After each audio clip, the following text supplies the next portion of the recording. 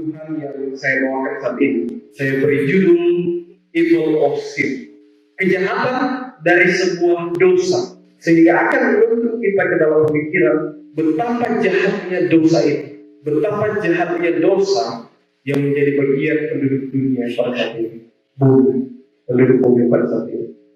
Seberapa jahat dosa itu? Virus corona, dia mematikan. Virus corona mematikan, membawa umat Tuhan dalam kematian. Amin. Saat kita mendengarkan virus corona, apa yang kita rasakan? Takut, khawatir. Orang-orang semua sampai diasingkan jahatnya virus corona itu. Sama jahatnya dengan dosa. Tapi saat ibu-ibu mulai berkumpul dan membicarakan tentang kesalahan-kesalahan orang lain, enak sekali orang sambil bercerita. Bahkan satu orang pertama buku, yang lain cerita buku, lebih enak mereka membicarakan dosa orang lain. Padahal dosa itu sangat jahat. Tapi kalau satu sok pancing, semakin enak. Bahkan satu malam pun satu orang pertama habis dibicarakan. Masihkah dosa itu terlihat jahat? Masih? Saat kita sebagai suami-suami berbohong kepada istri dan tidak ketahuan, apa yang kita rasakan? Syukur tidak ketahuan. Masihkah dosa itu kelihatan jahat?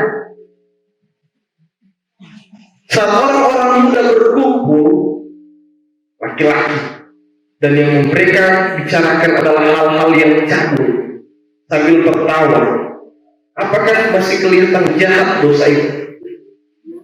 Bahkan mereka menyenangi apa yang mereka bicarakan. Seberapa jahatnya dosa itu? Saat kita melakukan segala sesuatu dalam kehidupan kita, dan tanpa kita sadari kita sementara melakukan dosa, masihkah kita berpikir seberapa jahat dosa yang ada dalam kehidupan kita di dunia ini? Dosa. Kadang-kadang kita sudah lupa seberapa jahatnya dosa itu, sehingga dengan mudahnya kita melakukan setiap tindakan-tindakan dosa yang menuntun kita kepada kematian seperti virus corona. Kadang-kadang kita lupa seberapa jahatnya dosa itu. Matius 1 ayatnya yang ke-21. Ia akan melahirkan anak laki-laki dan engkau akan menamakan dia Yesus, karena dialah yang akan menyelamatkan umatnya dari dosa mereka. Saya senang dengan kata ini, menyelamatkan umatnya dari dosa mereka. Saat seseorang berada dalam bahaya dan kita selamatkan orangnya, berarti dia telah terlepas dari bahaya. Seseorang sementara di pinggir jurang dan akan jatuh, kita tarik dia sudah tidak berada dalam bahaya atau pinggir jurang. Seseorang sementara berada dalam rumah yang sementara terbakar, kemudian pemadam kebakaran masuk dan menyelamatkan dia, tarik keluar, berarti dia sudah tidak berada dalam rumah yang sementara terbakar itu, dan tidak sementara dalam bahaya. Saat Yesus telah menyelamatkan kita dari dosa dan telah menyelamatkan kita jauh dari dosa itu, berarti dosa sudah tidak menjadi bagian kita. Seharusnya seperti itu. Namun kadang-kadang dalam kehidupan kita dosa masih terus melekat. Karena itu dalam perkabaran malaikat yang kedua, dalam Wahyu 14 ayatnya yang ke-8, dan seorang malaikat lain, malaikat kedua menyusul dia dan berkata, sudah runtuh Babel, kota besar itu yang telah memabukkan segala bangsa dengan anggur hawa nafsunya. Dilanjutkan dengan perkabaran yang memperjelas dalam Wahyu 14 ayatnya yang ke-4. Lalu aku mendengarkan suara lain dari surga yang berkata, pergilah kamu hai umatku, pergilah daripadanya, karena Babel, dalam perkabaran malaikat kedua, telah runtuh. Maka perkabaran selanjutnya, pergilah kamu daripada Babel itu, dosa, supaya kamu jangan mengambil bagian dalam dosa-dosanya. Saya kasih perumpamaan seperti ini. Seorang yang sementara terbakar dalam rumah, bukan terbakar, rumahnya kebakaran, dan dia berada dalam satu ruangan yang sedikit lagi dia akan segera terbakar. Maka harus ada seorang penyelamat yang menyelamatkan dia, seorang pemadam kebakaran. Benar? Namun kalau dia tidak merasa api itu membahayakan hidupnya, dia bilang aman-aman saja, dia tidak perlu keluar. Namun saat dia menyadari bahaya yang sementara menghantuinya, yang sementara menggerogoti kehidupannya, dia akan ikut dengan pemadam kebakaran itu dan keluar. Namun sampai di luar, setelah dia sudah keluar dari rumah yang penuh dengan bahaya itu, api itu, Dia akan keluar dan seorang pemadam kebakaran akan melihat apakah masih api yang ada dalam tubuhnya, ataupun kita sendiri akan melihat apakah masih ada api yang membakar kita, dan kita akan memadamkan itu. Sama dengan perkataan malaikat kedua, kita telah dipanggil keluar dan melihat apakah masih ada api-api dalam kehidupan kita. Kalau kita tidak menganggap dosa itu sebagai hal yang berbahaya, kita akan biarkan. Saya beberapa kali ada gempa bumi di asrama, orang-orang semua keluar, saya tetap tidur karena saya menganggap. Saya pilih tidur daripada saya mau lari keluar. Saya menganggap tidak bahaya. Saat kita menganggap sesuatu tidak berbahaya, maka kita tidak akan peduli apakah saya keluar atau tidak. Saat kita tidak menganggap dosa itu sebagai sesuatu yang jahat, maka kita tidak peduli apa yang akan terjadi. Kita akan hidup seperti biasa, bahkan kita akan menertawakan dosa itu. Ada yang pernah menertawakan dosa? Seringkali dalam kehidupan kita menertawakan dosa. Contohnya saja di film-film, hal-hal yang lucu, tapi sudah ada dosa di dalamnya. Kita tertawa dengan hal-hal itu. Tindakan-tindakan dosa yang membuat kita mulai berpikir bahwa dosa itu tidak terlalu bahaya. Dan itulah yang diinginkan setan, mengkabulkan pandangan kita agar kita tidak lagi melihat dosa sebagai hal yang berbahaya. Sehingga walaupun seorang pemadam kebakaran masuk untuk menyelamatkan kita, kita akan mengatakan, saya tidak apa-apa, kenapa saya harus keluar? Kita dibutakan dengan keberadaan kita bahwa kita ini aman-aman saja di manusia, merasa diri aman-aman. Padahal kita berada di dunia yang telah dirusak oleh dosa. Dan cara lainnya setan mengkabulkan pandangan kita adalah dengan cara memerangi kita. Wahyu 12 ayat 17. Tadi di pelajaran anggota bekerja telah dijelaskan. Kata lain dari memerangi adalah tubaso atau membuat sibuk. Setan berusaha membuat kita sibuk dengan pekerjaan kita, sehingga kita lupa mengingat betapa jahatnya dosa itu yang harus kita tinggalkan, yang membuat sampai ada manusia turun untuk menyelamatkan kita. Dan kalau kita terlalu sibuk dengan aktivitas dunia, maka kita lupa mengingat betapa jahatnya dosa itu. Dan kadang-kala kita sudah mulai terbuai untuk melakukan dosa-dosa yang kita anggap sederhana. Seberapa jahat dosa itu. Hal yang lain dari kata memerangi, penjelasan lainnya adalah perselisihan dalam Wahyu 12 ayat 17. Untuk mengkabulkan pandangan manusia atau mengkabulkan pandangan umat Allah tentang seberapa jahatnya dosa itu, setan menanamkan perselisihan sehingga kita akan berpikir tentang perselisihan itu dan kita lupa betapa jahatnya dosa itu. Jadi, saat kita mulai berselisih, apa yang akan kita rasakan? Menyalahkan orang lain, benar? Kita akan mulai membela diri kita dan menyalahkan orang lain. Dan kita akan mengatakan orang lain itu yang bersalah dan saya yang benar. Padahal yang salah dari semua itu adalah dosa.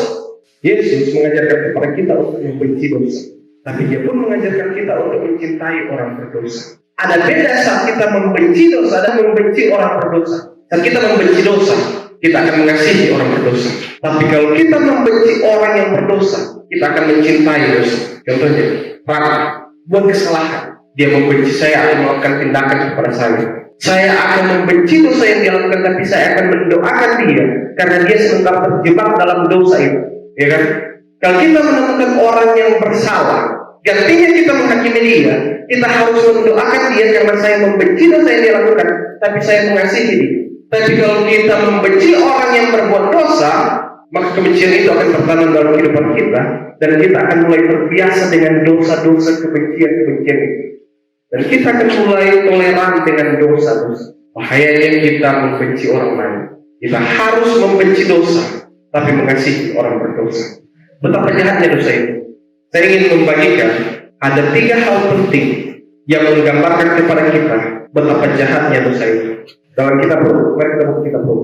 Rut pasalnya yang pertama. 3 bahaya penting dari sebuah dosa. 3 bahaya penting dari sebuah dosa. Rut yang pertama, mulainya ayat yang pertama. Pada zaman para hakim memerintah, ada kelaparan di tanah Israel. Lalu pergilah seorang dari Bethlehem, Yehuda beserta istrinya dan kedua anaknya laki-laki ke daerah Moab untuk menetap di sana sebagai orang asing. Ayat ini menjelaskan pada zaman para hakim memerintah ada kelaparan di tanah Israel. Kelaparan di tanah Israel. Saudara tahu di mana tanah Israel itu? Tanah yang berlimpah susu dan madu, tanah Kanaan. Tapi pada saat itu terjadi kelaparan. Bukan main, tanah yang berlimpah susu dan madu kemudian timbul kelaparan. Pernah pikirkan hal itu? Kalau seorang terjadi kelaparan sudah jelas panas begini, hujan jarang-jarang. Tapi ini tanah yang berlimpah susu dan madu kemudian ada kelaparan di sana. Tuhan menjanjikan saat bangsa Israel keluar dari tanah Mesir, kalau engkau mendengarkan perintahku, kalau engkau mengikuti segala jalan-jalanku, maka engkau akan diberkati. Tanah Kanaan di mana engkau tinggal akan menjadi daerah yang penuh dengan susu dan madu. Berarti kalau terjadi kelaparan, apa yang sebenarnya terjadi? Bangsa Israel berlaku murtad terhadap Tuhan. Bangsa Israel melakukan kesalahan kepada Tuhan. Bangsa Israel melakukan dosa terhadap Tuhan, sehingga kelaparan terjadi di negeri itu. Namun gantinya dia menyadari dosa, Elimelek. Namun gantinya Elimelek mengakui dosa. Namun gantinya dia menyadari akan kesalahannya. Dia malah pergi mencari tempat yang penuh dengan susu dan madu yang lainnya, walaupun di negeri orang kafir. Elimelek sebagai orang Tuhan seharusnya dia menyadari saat dia mau mengaku dosanya, Tuhan tidak akan pernah membiarkan dia kelaparan. Benar? Tuhan tidak akan membiarkan dia tidak makan dan minum. Daud berkata, dahulu aku muda, sekarang telah menjadi tua, tapi tidak pernah melihat orang benar ditinggalkan dan anak cucunya meminta-minta roti. Orang benar dimanapun dia berada, dia tidak perlu takut. Namun gantinya dia datang kepada Tuhan. Elimelek dan keluarganya, dia pergi menjauh. Dosa membuat kita jauh daripada Tuhan. Apakah Tuhan yang menjauhkan diri atau kita yang menjauhkan diri? Kita yang menjauhkan diri. Elimelek berpikir bahwa sudah akan dapat berkat, lebih baik orang pergi keluar dari tanah Kanaan. Padahal janda di Sarfat saja yang bukan umat Tuhan, Tuhan memberikan dia umur yang panjang, yang seharusnya dia akan mati namun Tuhan berkata karena dia percaya. Masakan Elimelek yang adalah umat Tuhan, bangsa Israel, Tuhan akan biarkan dia mati kelaparan kalau dia mau bertobat. Tapi karena dosa yang dirasakannya membuat dia memilih menjauh daripada Tuhan. Dosa membuat kita jauh daripada Tuhan. Bukan Tuhan yang menjauh dari kita, tapi kita yang menjauh daripada Tuhan. Adam dan Hawa saat mereka berbuat dosa, mereka yang bersembunyi. Tuhan mencari mereka namun mereka bersembunyi karena dosa. Dosa membuat kita jauh daripada Tuhan. Tuhan ingin dekat kepada kita semua. Namun karena dosa yang kita lakukan membuat kita sendiri yang menjauh dari Tuhan, merasa tidak layak. Kemudian selanjutnya, cerita itu berlanjut. Mereka pergi ke Moab, beberapa tahun kemudian, kemudian Elimelek meninggal. Kemudian Mahlon dan Kilion mengambil perempuan Moab dan kawin dengan mereka. 10 tahun hidup, meninggal lagi. Akhirnya apa yang dirasakan Oni? Tuhan sudah benar-benar marah kepada saya. Tuhan sudah benar-benar membenci saya. Yang dia lakukan tidak ada pilihan lain selain kembali ke Israel. Dia mendengar tanah Israel sendiri berkati, dia mau kembali. Dan dia bawa 2 orang ini. Dan menariknya, sebentar dalam perjalanan, dia mungkin berpikir, mungkin tidak dijelaskan dalam Alkitab. Dia mungkin berpikir, saya kembali ke sana, saya sudah tidak ada apa-apa lagi. Bahkan tidak ada orang yang akan bertanggung jawab terhadap 2 orang ini, yang akan menebus kedua orang anak saya. Karena itu dia bilang, pulanglah, tidak ada apa-apa lagi saya. Kalian ikut saya pun tidak ada apa-apa yang akan kalian dapatkan. Yang menariknya, di ayatnya yang ke-13, dia katakan begini, masakan kamu menanti sampai mereka dewasa untuk anak-anak yang lahir dari kandungannya? Masakan karena itu kamu harus menahan diri dan tidak bersuami? Janganlah kiranya demikian. Anak-anakku bukankah jauh lebih pahat yang aku alami daripada kamu, sebab tangan Tuhan telah terancam terhadap aku. Setelah dia jauh daripada Tuhan, dia berpikir bahwa Tuhan telah menghukumnya, Tuhan telah memusuhinya, Tuhan telah melaknat dia karena suaminya mati, anak-anaknya mati. Dia berpikir bahwa Tuhan telah melaknat saya. Hal yang kedua tentang dosa. Dosa merubah cara pandang kita tentang Tuhan. Siapa Tuhan sebenarnya? Karena begitu besar kasih Allah. Allah yang penuh kasih, Allah yang memeliharakan umat-umatnya saat mereka bergantung kepadanya. Namun karena dosa, ada hal-hal yang terjadi dalam kehidupan kita dan kita mulai merubah cara pandang kita tentang Allah. Kenapa Tuhan saya hidup begini? Kenapa Tuhan buat ini kepada saya? Kenapa waktu saya tinggal? Kenapa saya takut? Kita mulai salah pandang terhadap Tuhan.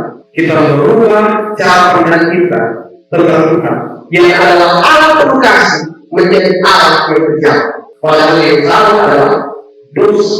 Namun dosa merupakan cara pandang kita tentang Tuhan. Selanjutnya, akhirnya Orpa pergi, mencium Naomi, nangis, Orpa pergi. Tersisa Ruth, Naomi dan Ruth.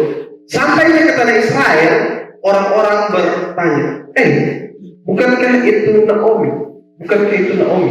Kemudian apa yang dia katakan? Jangan panggil saya Naomi, panggil saya Mara. Ayat 20. Kenapa orang tidak mengenal dia? Karena dia adalah orang yang makmur pada saat di zaman Israel, sehingga dia bisa bepergian ke Moab. Kalau dia orang yang tidak makmur, jelas dia tidak akan bisa bepergian sejauh itu. Tapi karena dia adalah seorang yang makmur, memiliki segala sesuatu, dia melakukan perjalanan. Dan saat dia kembali, dia tidak lagi memiliki apa-apa. Sehingga dia katakan di sini, ayat 21, dengan tangan yang penuh aku pergi, tetapi dengan tangan yang kosong Tuhan memulangkan aku. Wajah yang penuh dengan kasihan, yang tidak memiliki apa-apa. Mungkin dulu orang yang terlihat terhormat, sekarang orang yang terlihat terhina. Dan dia katakan, dengan tangan yang penuh aku pergi, namun dengan tangan yang kosong aku pulang. Apakah benar dia pulang dengan tangan kosong? Ingat, tujuan dari bangsa Israel adalah menjadi berkat bagi seluruh dunia. Caranya menjadi berkat dengan membagikan kebenaran kepada semua orang. Saat dia pergi dengan tangan penuh, saat dia pulang, benarkah dia pulang dengan tangan kosong? Dia membawa satu orang Moab, satu orang kafir yang akan menjadi sukacita yang besar di surga kalau orang kafir itu bertobat. Ingat, kita membawa satu orang saja untuk menerima kebenaran. Seisi surga bersukacita, dan itulah yang dilakukan oleh Naomi. Dia pulang dengan membawa satu orang kafir yang bertobat, yang menyembah Tuhan yang disembah Naomi. Namun Naomi melihat itu sebagai sesuatu yang tidak berarti. Dosa membuat kita gagal melihat rencana Tuhan dalam kehidupan kita. Mungkin berpikir yang terjadi dalam kehidupan kita adalah hal yang tidak berarti. Mungkin kita berpikir yang terjadi dalam kehidupan kita adalah hal yang sia-sia. Tapi ada rencana Tuhan di balik itu semua. Ada rencana Tuhan di balik semua yang terjadi dalam kehidupan kita. Walau yang kita rasakan adalah hal yang sulit. Sama seperti Naomi. Dia berpikir bahwa hal sulit semua yang didapatkan, tanpa dia sadari bahwa Tuhan telah menjadikan dia berkat, membawa pulang satu orang kafir menerima, menyembah Allah yang benar. Lebih daripada itu, di ayatnya yang ke 1 Samuel 4 ayat 18 dan 22, silsilah Daud. Dia tidak membawa orang yang biasa-biasa saja. Dia membawa seorang Ruth yang akan menjadi nenek moyang dari Daud, yang akan melanjutkan keturunannya kepada Yesus Sang Juru Selamat, yang lahir untuk menyelamatkan manusia dari dosa. Kita harus menyadari betapa jahatnya dosa itu, untuk kita terlepas dari dosa. Namun kalau kita terus terobsesi dengan hal-hal yang membuat kita lupa betapa jahatnya dosa itu, maka kita akan tetap berada dalam dosa tersebut. Poin yang paling penting, betapa jahatnya dosa itu. Dosa mengkerdilkan iman kita. Amin. Dosa mengkerdilkan iman kita. Semakin banyak dosa yang kita lakukan, maka iman kita akan semakin kecil. Kenapa iman kita semakin kecil? Karena seharusnya iman itu bertumbuh. Karena itu Yesus perumpamakan iman harus sebesar sama dengan biji sesawi. Artinya dia harus bertumbuh perlahan demi perlahan. Namun dosa akan mengkerdilkan iman yang seharusnya bertumbuh. Betapa bahayanya dosa yang mengganggu kehidupan kita. Saudara-saudara, Tuhan datang untuk menyelamatkan kita dari dosa. Tuhan ingin kita terlepas sepenuhnya dari dosa. Tuhan ingin kita tidak menjadi satu bagian dengan dosa itu. Karena itu, agar supaya kita selamat dari dosa, kita harus menyadari betapa jahatnya dosa itu. Kita harus mengakui betapa jahatnya dosa itu, yang membuat perselisihan di antara kita, yang menyebabkan perpecahan di antara kita, yang membuat kita menjauh daripada Tuhan, yang membuat kita salah pandang tentang Tuhan, yang membuat kita gagal dalam melihat rencana-rencana Tuhan. Semua yang terjadi adalah akibat dosa. Dan saat kita menyadari betapa jahatnya dosa itu, kita tanamkan dalam kehidupan kita betapa jahatnya dosa itu, Kita akan melatih diri kita dengan kuasa Tuhan untuk mawas diri, untuk berhati-hati, agar sampai kita terjerumus dengan dosa-dosa yang sudah menjadi kesayangan kita. Seharusnya tidak ada dosa kesayangan, karena dosa itu hal yang jahat. Hal yang jahat itu tidak akan pernah menjadi kesayangan. Tanamkanlah dalam kehidupan kita. Yesus ingin menyelamatkan kita. Apakah kita mau diselamatkan? Apakah kita mau terlepas dari dosa-dosa kita? Ataukah kita mau terus tinggal dalam dosa tersebut? Tuhan memberkati.